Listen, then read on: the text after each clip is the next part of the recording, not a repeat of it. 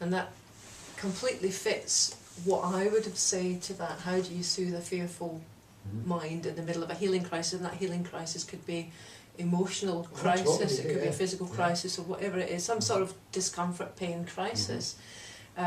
For me, you know, it perhaps seems really, really simple, but just, you know, kind of in everyday life, if I'm really, really upset about something, it's that moment where I can actually just spend a moment saying to myself, I'm in crisis, I'm in pain, I'm upset, and absolutely just acknowledge it as it really is in that moment. And to do that, because I think when we're feeling upset or in pain or we're in conflict or whatever, we're always trying to escape the fact that that's how we're feeling because it's painful and we don't want to feel the pain. Of course. But the really powerful thing is to absolutely, in that moment, just surrender to the fact that that's how you are.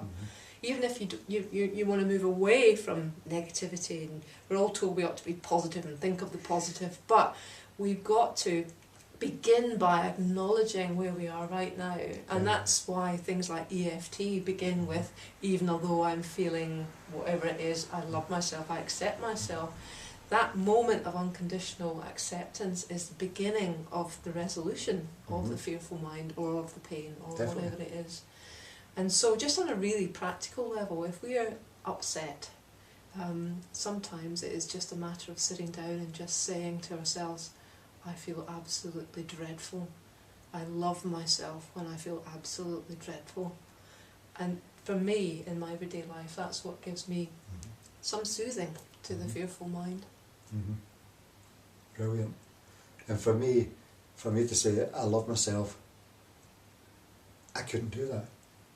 And some people can, and some people can't. Yeah. And for me, an alternative version of that is like, even though I can't love myself when I'm in pain, I accept that I'm doing the best I can right now. Absolutely. Yeah. Yes. And even though, why should I love this pain? And why should I love myself when I'm in Yes. pain? Yeah. Especially if we cause something, Yeah. or we're carrying guilt about it. I'm like, I'm doing the best I can.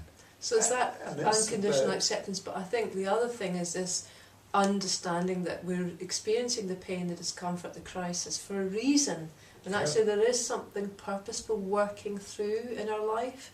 And I mean, for me that's always the case, and clients and people that I love. If we can understand that we're not just experiencing futile, useless agony, you know, for no reason. There's a reason why it began, there's a reason why it's presenting right now, and actually it's presenting because it wants a bit of love and attention. And if I can just remember that that's what's going on, again, it soothes the fearful mind. I remember that it's temporary. Sure.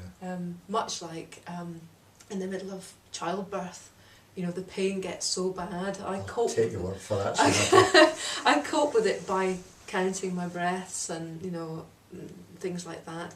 And I realised that the actual pain wasn't too devastating in the moment. It was only when I extrapolated out into the future that I thought, I can't cope with this. And I think that's the same. When we're upset, we think we're going to feel like that forever, or if we're in physical pain or emotional pain.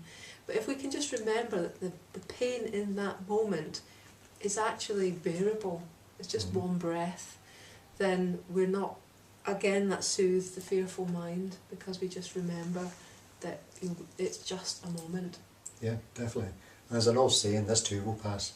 Yes, exactly. And these old sayings are brilliant, aren't they? Yeah, This too will fantastic. pass. yeah. We don't want to hear it at the time. Yeah. But that's it's a fact of life. And But it is soothing. especially for people in chronic pain. And I just want to add this in because that's a whole different place altogether. Yes, of course. And by the way, there's no need for anyone to be in chronic pain for the rest of their life. There's reasons why people are in chronic pain. Right. And really, really, really, there's no need to be there in that way. But I do know there's a lot of people who are suffering major pain, and they're having big things going on. And I'll just stop for a second, I'll just start that again. And